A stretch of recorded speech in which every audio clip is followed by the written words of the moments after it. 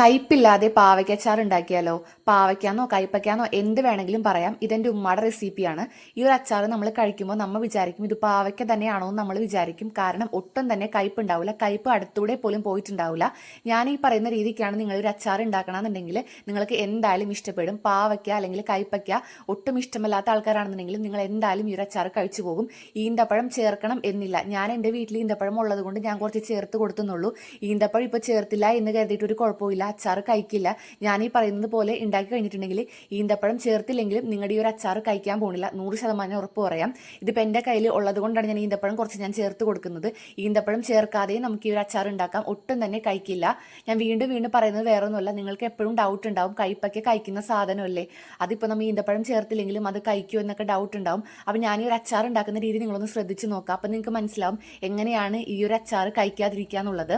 അപ്പോൾ ഞാൻ 2 പാവയ്ക്ക എടുത്തിട്ടുണ്ട്. പിന്നെ ഇഞ്ചി വെളുത്തുള്ളിയൊക്കെ നമ്മളെ എല്ലാവരും അച്ചാറിൽ ചേർക്കുന്നതാണ്. അപ്പം ഞാൻ ഈന്തപ്പഴം എടുത്തതുകൊണ്ട് തന്നെ ഞാനത് വെള്ളത്തിലൊന്ന് കുതിർത്തുന്നുണ്ട്. കാരണം അതൊന്ന് കുതിർന്ന് കിട്ടാൻ വേണ്ടിയിട്ടാണ്. അല്ലെങ്കിൽ ഒട്ടും അലിയാത്ത രീതിയിൽ അച്ചാറിൽ ഇങ്ങനെ കിടക്കും. അങ്ങനെ ഞാൻ ചെറിയ കഷ്ണം ഇഞ്ചിയും ചെറിയ കഷ്ണം വെളുത്തുള്ളിയാണ് ഞാൻ എടുത്തിട്ടുള്ളത്. പിന്നെ പാവയ്ക്കൊക്കെ ഞാൻ ചെറുതായിട്ട് കനം കുറച്ച് ഞാൻ അരിഞ്ഞെടുത്തിട്ടുണ്ട്. അപ്പം നിങ്ങളും അരിയുമ്പോൾ കനം കുറച്ച് അരിയാനായിട്ട് ശ്രദ്ധിക്കുക. ഒരുപാട് വലുതാക്കി അരിയണ്ട. അങ്ങനെ ഞാൻ ഇഞ്ചിയും വെളുത്തുള്ളിയും അതോടൊപ്പം തന്നെ ചെറുതാക്കി അരിഞ്ഞ് ഞാൻ മാറ്റി വെച്ചിട്ടുണ്ട്. പിന്നെ ഈന്തപ്പഴവും കുരു കളഞ്ഞിട്ടാണ് ഞാൻ എടുത്ത് വെച്ചിട്ടുള്ളത്. അങ്ങനെ ഈ 3 ഐറ്റം ഞാൻ സെറ്റാക്കി വെച്ചിട്ടുണ്ട്. ഇനി അടുത്ത പരിപാടി അച്ചാർ ഇടാന്നുള്ളൊരു പരിപാടിയാണ്. അപ്പോൾ അതിന് വേണ്ടിയിട്ട് ഞാൻ വലിയൊരു ചട്ടി വെച്ചിട്ടുണ്ട്.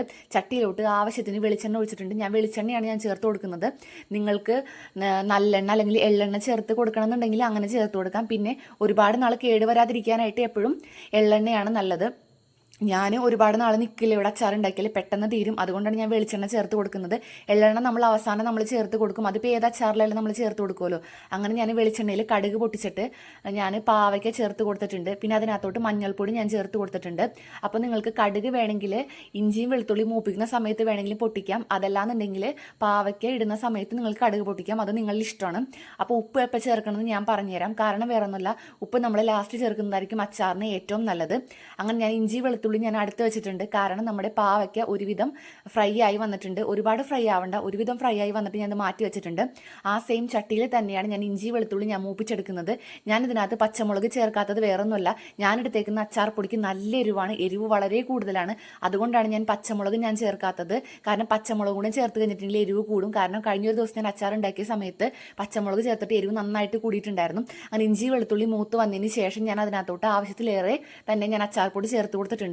ആവശ്യത്തിലേറെ ചേർത്ത് കൊടുത്തത് എന്താണെന്ന് വെച്ചിട്ടുണ്ടെങ്കിൽ ഞാനിവിടെ മുളക് പൊടി ഞാൻ ചേർത്ത് കൊടുത്തിട്ടില്ല. പകരം അച്ചാർ പൊടിയാണ് ഞാൻ ചേർത്ത് കൊടുത്തിട്ടുള്ളത്. പിന്നെ മഞ്ഞൾപ്പൊടി ഞാൻ നേരത്തെ ചേർത്ത് കൊടുത്തിട്ടുണ്ടായിരുന്നു. കാരണം ഈ ഒരു പാവയ്ക്ക വഴറ്റിയ സമയത്ത് ഞാൻ ചേർത്ത് കൊടുത്തിട്ടുണ്ടായിരുന്നു. അങ്ങനെ ഞാൻ അതിനകത്തോട്ട് പാവയ്ക്ക നേരത്തെ വറുത്ത് കോരി വെച്ച പാവയ്ക്ക ഞാൻ ചേർത്ത് കൊടുത്തിട്ടുണ്ട്. അത് നല്ലപോലെ മിക്സ് ചെയ്തിട്ടുണ്ട്. ഇതോടെ നമ്മുടെ അച്ചാറിൻ്റെ പരിപാടി കഴിഞ്ഞിട്ടില്ല, ഇനിയുണ്ട്. ഇനി ഞാൻ ലാസ്റ്റ് ചേർത്ത് കൊടുക്കുന്നത് ഈന്തപ്പഴം കുതിർത്തിയ വെള്ളവും ഈന്തപ്പഴം കൂടിയാണ് ഞാൻ ചേർത്ത് കൊടുക്കുന്നത്.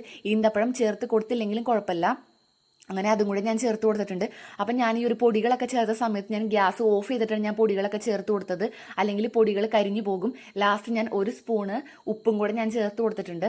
വേറൊന്നുമല്ല, നമ്മൾ അച്ചാറിൽ ചിലപ്പോൾ ഉപ്പ് കുറഞ്ഞു പോകാം, ഉപ്പ് കൂടിപ്പോകാം. അതുകൊണ്ടാണ് ഞാൻ ലാസ്റ്റ് ഞാൻ ചേർത്തത്. കാരണം എല്ലാം കൂടെ ആഡ് ചെയ്ത് കഴിഞ്ഞിട്ട് അങ്ങനെ ഉപ്പും കൂടെ ഞാൻ ചേർത്ത് കൊടുത്തിട്ടുണ്ട്. ഇനിയിപ്പോൾ നമ്മുടെ അച്ചാറിൻ്റെ മെയിൻ സാധനം വിനെഗറാണ് ഞാൻ ചേർത്ത് കൊടുക്കുന്നത്. അതൊരു 1/2 ഗ്ലാസ്സാണ് ഞാൻ ചേർത്ത് കൊടുക്കുന്നത്. കാരണം ഒരുപാടൊന്നുമില്ല, വളരെ കുറച്ച് മാത്രമേ ഈ അച്ചാറുള്ളൂ. അപ്പോൾ അതുകൊണ്ട് 1/2 ഗ്ലാസ് മാത്രമേ ഞാൻ ചേർത്ത് കൊടുക്കുന്നുള്ളൂ. അങ്ങനെ അതും കൂടെ ഞാൻ ചേർത്ത് കൊടുത്തിട്ട് നല്ലപോലെ മിക്സ് ചെയ്യുന്നുണ്ട്. ഈ പച്ചാറ് കുറച്ച് ലൂസായിട്ടിരിക്കുന്നുണ്ടെങ്കിലും 2 ദിവസം കഴിയുമ്പോഴത്തേനും ഇത് നല്ലപോലെ ഡ്രൈ ആവാനുള്ള സാധ്യതയുണ്ട്. നിങ്ങൾക്ക് അറിയാൻ പറ്റും, അച്ചാറിട്ട് ശീലമുള്ളവർക്ക് ഫസ്റ്റത്തെ ദിവസം കുറച്ച് ലൂസായിരിക്കും.